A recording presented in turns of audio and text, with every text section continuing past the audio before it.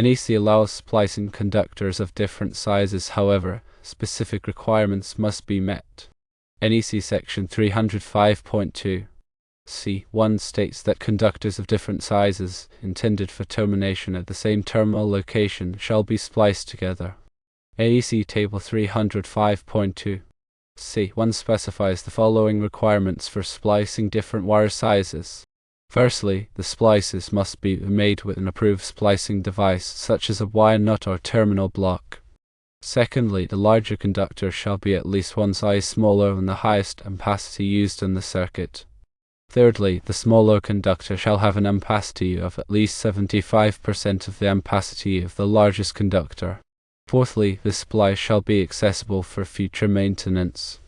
Considering a scenario where the home run from the distribution board to a junction box uses 10 American wire gauge wire for 200 feet, and from the junction box to branch circuit 1 uses 12 American wire gauge wire for 150 feet, and from the junction box to branch circuit 2 uses 12 American wire gauge wire for 150 feet. This configuration is permissible because the 10 American wire gauge conductor is one size smaller than the 12 American wire gauge conductor, meeting the requirement in Table 305.2 C1. Additionally, the 12 American wire gauge conductor has an ampacity of at least 75% of the ampacity of the 10 American wire gauge conductor, which meets the requirement in Table 305.2 C1. Furthermore, the splices will be made in a junction box, which is accessible. It's important to ensure that all splices are properly made and insulated to prevent any electrical hazards. Now let's delve into the details of each of these requirements to ensure a clear understanding of how to safely and compliantly splice different wire sizes. The first requirement states that splices must be made with an approved splicing device. This is crucial because using inappropriate or substandard splicing methods can lead to loose connections, overheating, and potentially electrical fires. Approved splicing devices include wire nuts, which are commonly used for smaller gauge wires, and terminal blocks, which are often preferred for larger gauge wires or when connecting multiple conductors. When selecting a splicing device, make sure it is rated for the voltage and amperage of the circuit, as well as the wire sizes being used. The second requirement specifies that the larger conductor shall be at least one size smaller than the highest ampacity used in the circuit. This rule helps to prevent overloading the smaller conductor and ensures that the circuit can safely handle the intended load. To understand this requirement, it's important to know how to determine the ampacity of a conductor. Ampacity refers to the maximum amount of current, measured in amps, that a conductor can safely carry without overheating. The ampacity of a wire is determined by its gauge, insulation type, and installation conditions such as whether it is installed in free air or in conduit. NEC Table 310.15 The 16 provides ampacity ratings for various wire sizes and insulation types. For example, a 10 American wire gauge copper wire with THHN insulation installed in a typical residential or commercial setting has an ampacity of 30 amps. A 12 American wire gauge copper wire with THHN insulation has an ampacity of 20 amps. In our example, the 10 American wire gauge conductor has a higher ampacity than the 12 American wire gauge conductor, so it meets the requirement. The third requirement states that the smaller conductor shall have an ampacity of at least 75% of the ampacity of the largest conductor. This rule ensures that the smaller conductor is not significantly undersized compared to the larger conductor, which could lead to overheating and potential hazards. To calculate the minimum allowable ampacity of the smaller conductor, multiply the ampacity of the larger conductor by 0.75. In our example, the 10 American wire gauge conductor has an ampacity of 30 amps, so the 12 American wire gauge conductor must have an ampacity of at least 22.5 amps, which is 30 amps multiplied by 0.75. Since the 12 American wire gauge conductor has an ampacity of 20 amps, it meets this requirement. The fourth requirement specifies that the splice shall be accessible for future maintenance. This is important because splices are potential points of failure in an electrical circuit. If a splice becomes loose or corroded, it can cause a variety of problems, including voltage drops, overheating, and even electrical fires. By making the splice accessible, it can be easily inspected and repaired if necessary. This typically means locating the splice in a junction box or other enclosure that can be opened without damaging the surrounding structure. Junction boxes must be installed in accordance with NEC requirements, including proper grounding and bonding. Now let's consider some additional factors that can affect the safety and compliance of splicing different wire sizes. Firstly, it is essential to use the correct type of wire for the application. Different types of wire are designed for different purposes, and using the wrong type of wire can lead to problems.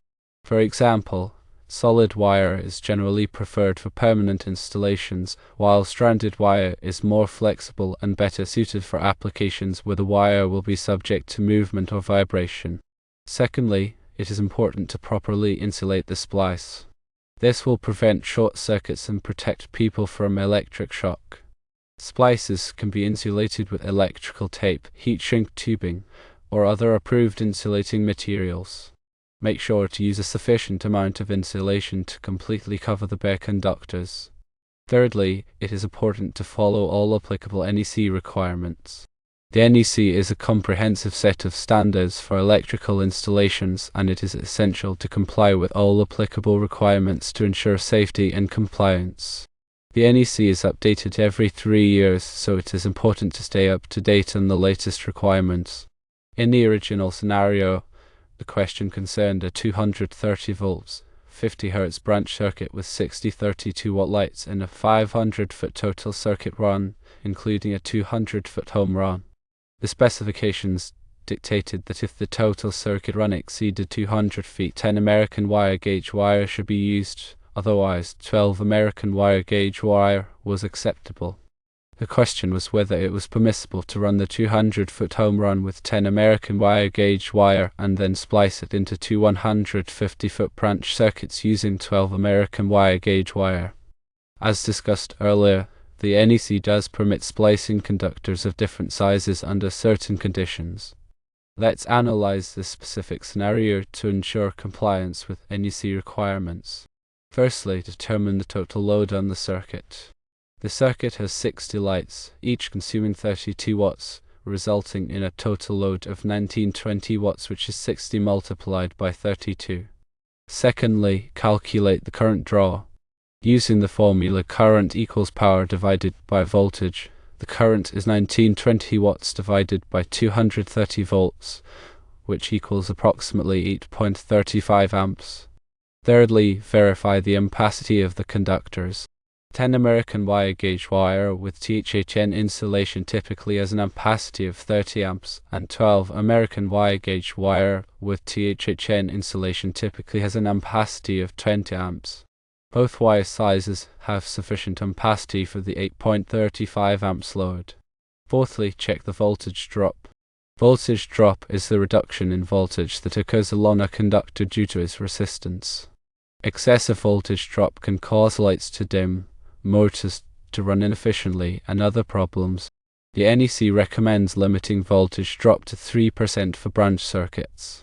To calculate voltage drop, you need to know the length of the circuit, the current draw, and the resistance of the conductor. There are many online voltage drop calculators available that can simplify this process. In this case, a total circuit run is 500 feet. The NEC provides formulas and tables to calculate voltage drop based on wire size, current, and conductor material. It is crucial to ensure that the voltage drop does not exceed the NEC recommended limit of 3%. Using a voltage drop calculator with a current of 8.35 amps, a voltage of 230 volts, and a distance of 500 feet, the voltage drop for 12 American wire gauge copper wire is approximately 4.5%, while for 10 American wire gauge copper wire, it is approximately 2.8%. Since the 12 American wire gauge wire exceeds the 3% voltage drop recommendation for the entire run, using 10 American wire gauge for the initial 200-foot home run and then splicing to 12 American wire gauge for the two 150-foot branch circuits can help reduce the overall voltage drop. Finally, consider the splicing requirements. As mentioned earlier, the splices must be made in an accessible junction box using approved splicing methods, and the ampacity of the smaller conductor must be at least 75% of the ampacity of the larger conductor. In this case, the 12 American wire gauge wire has an ampacity of 20 amps, which is more than 75% of the 30 amps ampacity of the 10 American wire gauge wire. Therefore, the proposed configuration meets the NEC requirements for splicing different wire sizes. In summary, splicing different wire sizes is permissible under the NEC provided that specific requirements are met. These requirements include using approved splicing devices, ensuring that the larger conductor is at least one size smaller than the highest ampacity used on the circuit, ensuring that the smaller conductor has an ampacity of at least 75% of the ampacity of the largest conductor, and making the splice accessible for future maintenance. Additionally, it is essential to consider factors such as the type of wire, insulation, and voltage drop to ensure safety and compliance. By following these guidelines, you can safely and effectively splice different wire sizes in electrical circuits. Remember to consult the latest edition of the NEC and local electrical codes for the most up-to-date requirements. Also, it is highly recommended to consult with a qualified electrician for any electrical work to ensure safety and compliance. Electrical work can be dangerous if not performed correctly, and it is always best to err on the side of caution.